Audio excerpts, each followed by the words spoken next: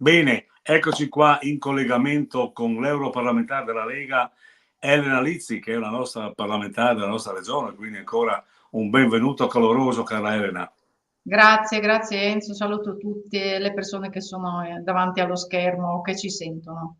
Ecco bene, questa è una nuova trasmissione che abbiamo voluto proprio fare non solo perché il momento è propizio, perché si voterà per l'Europa, ma per capire che cosa conta il Friuli in Italia e nel mondo e soprattutto in Europa, attraverso anche i nostri rappresentanti, quindi protagonisti di una politica che non è solo stanziale, ma è una politica, diciamo così, a 360 gradi, come si usa dire adesso. Ecco, intanto mi pare che tra poche settimane si voterà, 15-20 settimane più o meno, mi pare a giugno, a metà giugno, cioè il 9 giugno, 8-9 giugno, per cui al di là delle questioni che rimangono in piedi, no, si dice che dai sondaggi si potrebbe essere una svolta a destra dell'Europa, ovvero il Partito Popolare dovrebbe scegliere un po' i conservatori, quindi anche quell'ala che conserva, diciamo così, anche dei principi diversi, ma comunque in alleanza con Fratelli d'Italia, per dire. Quindi la Lega è in pieno in questo processo. Ecco, cosa ne pensa la nostra europarlamentare? Beh, diciamo che stiamo per assistere molto probabilmente per la prima volta da quando per le politiche europee si fanno le scelte a suffragio universale, cioè dal 1979, a qualche nuova, diciamo così, a qualche nuovo orientamento, a qualche novità che potrebbe davvero profilarsi all'orizzonte. Teniamo conto però che siamo in un contesto globale. Mm. Quest'anno andranno al voto oltre 4 miliardi e 300 milioni di persone nel mondo. Sì. L'Europa conta per circa 300 milioni e quindi visto dal nostro punto di vista, che magari siamo piccoli, no? Una regione da 1.230.000 abitanti, sono numeri veramente importanti, però è fondamentale anche prendere coscienza di quanto sia importante la presenza là dove molto probabilmente nei prossimi mesi l'asse potrebbe cominciare ad inclinarsi verso un centrodestra. Stiamo vedendo anche in queste settimane un cambio di passo da parte del Presidente della Repubblica francese che ha deciso di cambiare in corsa il governo affidandolo a un giovane deputato che però ha costituito un governo con una serie di ministri che provengono diciamo, dal governo o dalla presidenza di Sarkozy, quindi un governo più orientato a destra. Questa la dice lunga sullo stato di salute di questa maggioranza PPE socialisti, più verdi, più a volte anche ovviamente Renew, no? Che è la forza che fa Sì, sì, sì. riferimento alla Francia in particolare e qualche volta si estende fino alla sinistra più estrema, se vogliamo, che ha governato in modo molto forte questo quinquennio, imponendo delle politiche concentrate sul recupero ambientale, che sono anche obiettivi nobili, ma con tempistiche che non sono sostenibili per tutte le famiglie, diciamo, Vediamo un po' d'Europa. anche lo stop and go della Germania, insomma, no? Che in qualche modo... Vediamo, no? In questi giorni prendiamo coscienza del fatto che anche in Germania, l'ordinatissima Germania, Mm. sta cominciando a protestare perché sta affrontando la chiusura di diverse aziende legate all'automotive, oppure, diciamo, per parlare proprio del tema degli agricoltori, deve sopportare una serie di tagli ai sostegni perché l'agenda del Green Deal richiede che vengano tolti sostanzialmente i sussidi Sì. alle aziende o diciamo per quanto riguarda i fattori produttivi legati al ciclo dell'energia e degli idrocarburi. Quindi nei paesi in cui queste scelte sono state fatte da parte dei governi, quindi l'Olanda anche, per esempio, come la Francia, come la Germania, persino gli allevatori e gli agricoltori sono scesi in piazza. A Berlino l'altro giorno erano oltre 10.000. A questo si aggiunge anche la protesta degli agricoltori della Romania e della Polonia anche, che devono affrontare diciamo, la concorrenza della vicina Ucraina a cui tutti noi abbiamo cercato di dare una mano con l'acquisto del grano stoccato durante la prima emergenza bellica e stiamo continuando a dare questo sostegno, però a discapito di tutte le nostre Sta aziende. facendo un po' di concorrenza sui prodotti, evidentemente, Ma no? anche perché a Ecco, condizioni totalmente diverse, no? Perché sì, noi dobbiamo dare, cioè, la maggioranza socialista europea ha dato una serie di vincoli agli agricoltori, agli allevatori europei che non sono richieste alle stesse aziende che operano al di fuori dell'Unione Europea, per esempio l'Ucraina, che è candidata a entrare in Europa, ma non è ancora che europea. però non è ancora, non fa parte dell'Unione Europea.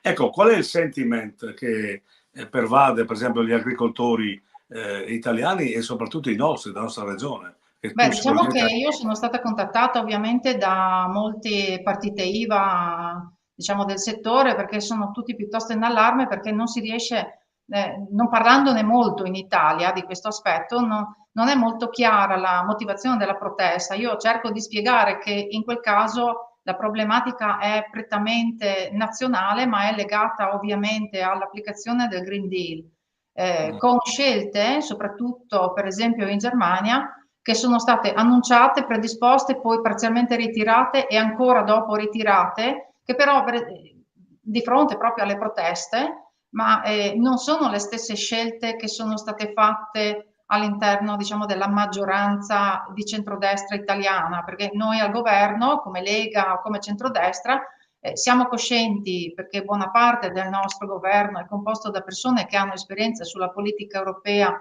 e convinzioni anche, e hanno assunto delle posizioni specifiche durante questo mandato, coscienti di qual è la condizione del territorio e del limite di sostenibilità e della linea rossa invalicabile, diciamo, e del fatto che non si possono togliere una serie di sussidi, di sostegni, diciamo così, agli operatori del settore, perché si chiama settore primario non a caso, prima di sì, tutto, cioè è un settore che viene prima degli altri perché aiuta tutti noi ad avere un sostentamento e anche per riconoscenza perché durante il periodo pandemico, ricordiamoci i corridoi verdi, no? Chi sì, produceva ma comunque per come si garantire spiega che l'alimentazione di tutti i cittadini d'Europa. ecco, come si spiega che in Italia questo dibattito non è ancora salito di livello e probabilmente lo salirà man mano che ci avviciniamo al tema delle elezioni, proprio ai giorni insomma, più caldi della campagna elettorale, probabilmente usciranno questi temi. Ma sono temi che rimangono in qualche modo in sospeso perché i cittadini non sono consapevoli del tutto della situazione. Ecco, contate di fare qualcosa? Ma io sto cercando di sollecitare e ringrazio voi per aver colto l'occasione, aver anche organizzato questa serie di appuntamenti. Sto cercando di sollecitare un po' i vari media a cercare di parlarne proprio perché si affronti la tematica nel modo corretto, altrimenti il rischio è che attraverso i vari sistemi digitali e telematici di cui disponiamo girino magari dei video che sono costruiti in modo un po' così falsato, non dico fake news, ma di sicuro video addomesticati che però non danno tutta l'informazione oppure la danno senza cognizione di causa. So che stanno girando dei video che mescolano però il piano europeo rispetto al piano nazionale interno tedesco per chiedere che anche sostanzialmente che anche in Italia si facciano le stesse proteste. Bisogna stare attenti a quello che si dice, quello che si fa, quello che si legge, quello che si ascolta. Bisogna anche capire che c'è una distinzione netta tra le scelte che sono state operate a livello di governo italiano, quindi nessuno si è sognato di toccare, diciamo, i Mm. pilastri del sostegno agli agricoltori e agli allevatori in genere, e le scelte che sono state fatte in alcuni altri paesi che hanno preventivamente sposato la causa del Green Deal, tipo Olanda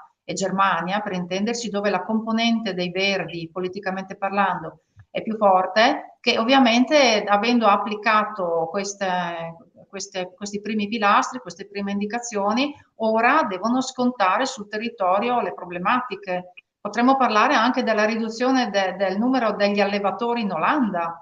Eh, Mm. cioè si Ma apre uno volevo, scenario, una discussione che volevo merita capire, per esempio, l'approfondimento, no? ma ha bisogno di tempo, no? Qual è la pressione che fa sull'Unione Europea, soprattutto alla parte balcanica dell'Europa, no? E gli ex partiti, diciamo così, che erano sotto la cortina, dietro la cortina di ferro, come la Polonia, come l'Ungheria, come la Cecoslovacchia, la Ceca e la Slovacchia, insomma, che in qualche modo stanno salendo alla ribalta, no? Stanno chiedendo sempre di più protezione all'Europa. Quindi diciamo l'Europa, chiamiamola occidentale all'interno dell'Unione Europea, mi pare in qualche modo in difficoltà, Francia e Germania in primis.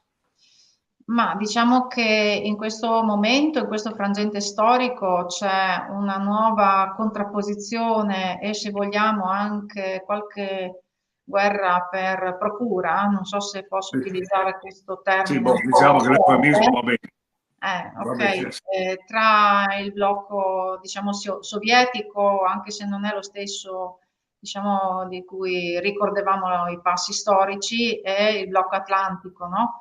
E purtroppo alcune cose si stanno verificando sugli stati che sono sulla porta d'ingresso dell'Unione Europea e per certi aspetti ci sono delle aree di influenza probabilmente anche in altri paesi che sono di recente adesione e che chiedono, hanno molti fondi di coesione, perché dobbiamo dire che hanno molti fondi di coesione, che negli anni sono stati tagliati ovviamente ai paesi anche come l'Italia, che mano a mano che è cresciuta negli indicatori economici, socio-economici in realtà, a favore dei paesi di più recente adesione che devono fare ancora questo percorso. E quindi c'è una difficoltà, avendo allargato a 27, anzi prima 28, poi 27, perché siamo stati abbandonati dalla Gran Bretagna, e avendo, Sì. diciamo, in previsione di accogliere qualche altro stato balcanico nel lungo periodo, è chiaro che c'è una difficoltà a mettere insieme tutte le necessità, tutte le istanze che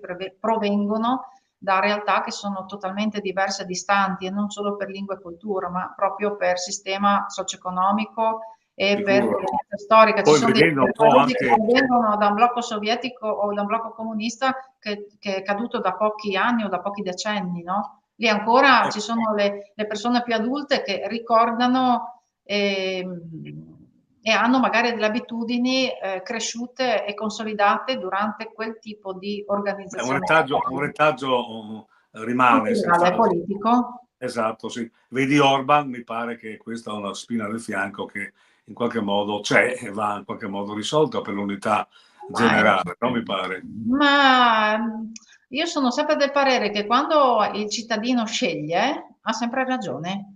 Su E questo quindi non c'è dubbio. qui non c'è questa abitudine ancora di capire che quando ha scelto il cittadino ha ragione, e se non ha scelto quello che volevi tu è perché forse tu non ti sei fatto capire. Cioè, è vero che l'Unione Europea in generale è una realtà fantastica per certi aspetti, perché è una unicità anche rispetto al mondo, perché io sono stata recentemente in Giordania e vi assicuro che è da tornare indietro molto felici, anche se è un bellissimo paese. Però bisogna anche ricordarsi che dal 1979, dalla prima votazione a suffragio universale, non parlo di prima, parlo dalla Sì. votazione a suffragio universale, dal 1979, o meglio da 45 anni, qui si va avanti con una maggioranza sostanzialmente monoblocco, che fino a questo mandato ha avuto sufficienza a mettere insieme due famiglie politiche, il Partito Popolare e il Partito Socialista, cioè la famiglia dei popolari e la famiglia dei socialisti, E nel tempo sono un po' cambiate, a dire il vero. no, a cui più recentemente hanno dovuto aggiungere ALDE piuttosto che Renew. Questa volta per arrivare alla maggioranza hanno dovuto metterne insieme 5, quindi arriviamo, vogliamo fare un parallelo, al pentapartito italiano, no? Per tenere sulla maggioranza, e forse diciamo che la prossima volta bisogna prendere atto che se la maggioranza dei cittadini, degli elettori d'Europa, di quei famosi 300 milioni su 4 milioni, 4 miliardi e 300 milioni, sceglierà di inclinare l'asse verso una maggioranza diversa, qualcuno dovrà fare mea culpa e dire non ho ascoltato prima quelli che come la Lega richiedevano maggior tempo per la transizione, attenzione alle persone, attenzione alla partita IVA, declinare sullo Stato membro perché siamo tutti diversi, arrivare a una convergenza però con tempi un po' più lunghi, e tutta una serie di indicazioni che noi abbiamo dato in modo collaborativo e responsabile, proprio perché veniamo, parlo per me, da una regione concreta e costruttiva che non più tardi di 46-7 anni fa ha dovuto ricostruirsi totalmente. Quindi totalmente da zero. non ha Ecco, tempo tanto allora per arzigogolare, ma vuole arrivare al sodo per risolvere i problemi. affrontiamo gli ultimi due argomenti e poi ti lascio andare ai tuoi lavori, alle tue commissioni che certamente avrai sicuramente in agenda. Allora, si parla di un ritorno alle province in regione e di una regione leggera in sostanza, no? E quindi molti dicono ma le province non devono essere come prima, ma devono avere più deleghe, più sostanziose, insomma, cambiare un po' il paradigma che c'è stato fino adesso. Tu cosa ne pensi? Ma diciamo, avendo avuto anche l'esperienza da assessore provinciale, ho sempre E per ritenuto, questo, appunto, per questo te lo chiedo. sì, ho sempre ritenuto, anche quando espletavo il mio mandato, che è concluso 10 anni fa, che doveva essere fatta maggiore chiarezza tra i ruoli di regione e provincia, no? All'epoca forse c'erano alcune competenze che si sovrapponevano e io stessa all'epoca caldeggiavo una soluzione, diciamo, un po' più stile Trentino-Alto Adige, per intenderci, Sì, quindi un po' sì, in quella direzione. Oggi non so se sia possibile arrivare a una soluzione di questo tipo. Per me è indispensabile comunque ripartire da ricostituire l'ente di area vasta, perché si è visto in questi anni di mancanza delle province che evidentemente i comuni non possono sopperire e per farsi carico dell'edilizia scolastica, per esempio, degli istituti secondari di secondo grado, come di sì. viabilità, diciamo, di area vasta, e la regione deve pensare in questo mondo globale, giustamente, come fa la maggioranza a presidenza Fedriga, allo sviluppo socio-economico, alle relazioni internazionali e a tanti aspetti, quello sanitario, tra l'altro, no? Che sono piuttosto importanti e che sono quelli che dovrebbero garantire il futuro in questa regione che, voglio ricordare, è una regione delle 242 regioni d'Europa, perché noi dobbiamo affrontare Sicuro. anche queste E noi dinamiche. siamo una regione marginale, ma dalla storia, dal censo e dal livello che abbiamo costruito nel tempo, mi pare che siamo una regione non solo più cerniera, ma siamo proprio al centro dell'Europa. Ecco, l'ultima domanda che vorrei rivolgere è questo. La Lega adesso praticamente è in conflitto, più che conflitto, in una competizione veramente forte con Fratelli d'Italia, lo sarà anche nell'ambito, anzi soprattutto in ambito europeo. Si parla tanto di una candidatura del generale Vannucci, questo si farà? Che sentore avete? Perché mi pare che potrebbe fare un salto, dicono, del 3% a favore della Lega.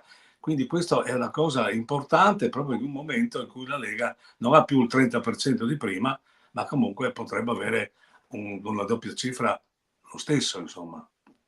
Ma quello che ci è noto è che in questa fase Matteo Salvini e il consiglio direttivo del federale sta valutando di comporre delle liste competitive. Naturalmente sapete che la legge elettorale a livello europeo funziona con il proporzionale, quindi non sono Sì, possibili, sì.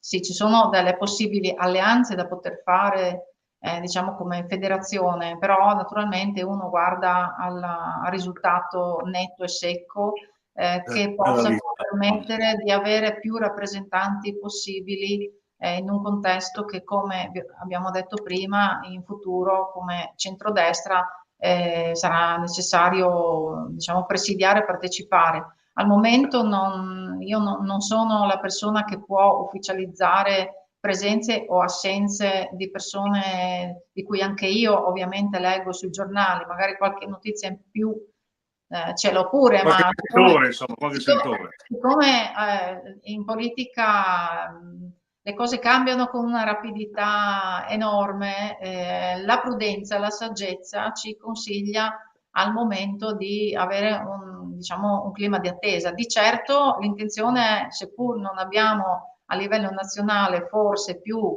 il 30 e passa per cento che avevamo diciamo 5 anni fa, non è così, almeno io girando, avendo contatti con le persone, il sentore, la sensazione non è, diciamo, negativa. È chiaro, Insomma, i c'è... sondaggi sono una cosa, i voti saranno un'altra, insomma. Esatto, sì, ma il problema è che quando uno affronta le tematiche europee, di solito deve buttarla in cagnara, altrimenti è difficile farsi sentire e farsi ascoltare. Siccome Sì. invece abbiamo la necessità anche, e questo mandato è stato veramente importante, no? Perché potrei elencarvi, credo almeno una cinquantina di provvedimenti che ho seguito personalmente in qualità di relatrice ombra. Abbiamo la necessità anche di presidiare quello che fa questa maggioranza di socialisti, diciamo, con il PPE, quindi per noi, con Forza Italia, per tradurla in italiano, no?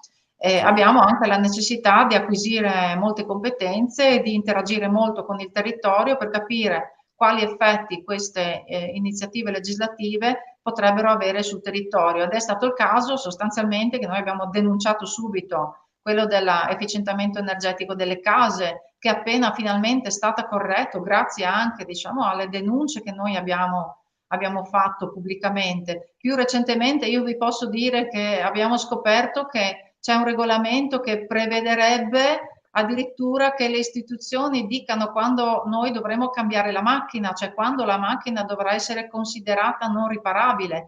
Questa nostra denuncia è stata osteggiata da una rivista a tiratura nazionale, era stata bollata come fake news perché sostanzialmente qualcuno evidentemente aveva caldeggiato un dito puntato contro una mia collega che lavora a Certosina proprio, che tra l'altro è anche un avvocato, quindi non è che cade così facilmente in queste trappole, no? Di fronte al testo depositato e reperibile sui siti, questa rivista nazionale, vi garantisco che è una rivista dal gallone d'oro, ha Sì. fatto marcia indietro e ha tolto la sua accusa dal suo sito. Allora, voi capite che cioè, è abbastanza impegnativo e su questo fronte potremmo parlare con la stessa intensità per il patto per la migrazione e l'asilo, tutte le questioni che riguardano l'immigrazione, possiamo parlare di MES, possiamo parlare di tante cose ed è uno dei motivi per i quali è importante che la Lega e i suoi candidati e le persone che sono note per il proprio impegno possano essere ancora presenti a presidiare l'agenda europea.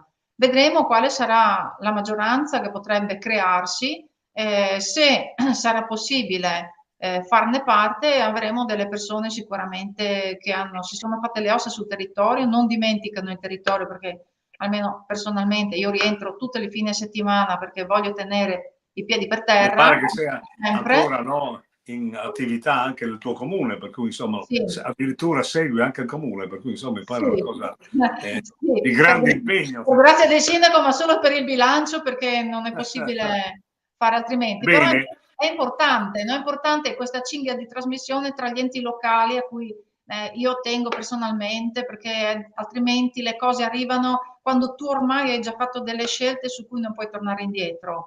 Ed è importante che cerchiamo sempre di migliorare questi approfondimenti sulla politica europea e io veramente vi ringrazio di cuore perché voi lo fate con grande competenza e passione.